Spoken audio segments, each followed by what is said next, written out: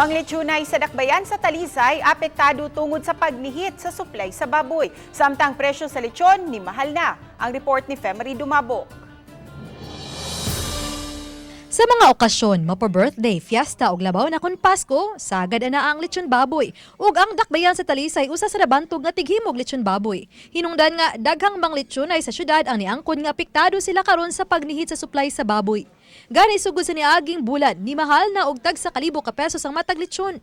Susama nila niining gidak-a sa lechon baboy nga kaniadto 4,500 pesos lang, karon tag 5,500 pesos na. Apektado kay tungod sa kamal baboy ang mong gikumprahan, tagamin nila ato na mangumpra sa Negros. Gipaabot nga mas mamahal pa kini labi na atul sa Pasko ug sa pagsugat sa bag-ong tuig. Mahal mga lamas, labi na ang mga kahoy padong na December.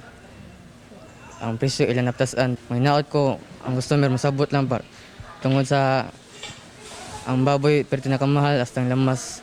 Giyang ko ni Talisay City Mayor Samsam Gulyas nga nakadawat na siya og report kalabot sa reklamo sa mga manglechunay sa dakbayan. Ug usa kinis ilang gipangitaan og paagi. It's been a problem since the start because tungod sa ASF, a lot of farms are sending their baboys to Manila. Proper regulations have been done already, but if there's more that needs to be done, I think there should be proper consultation with what respective EOs na atong dapat buhaton. Hinon giklaro sa mga manglechunay nga sagad mahitabo kini sa panahon nga dunay dagkong okasyon sama sa Pasko. Uban ni John Solon, ako si Femery Dumabok. Balitang Bisdak.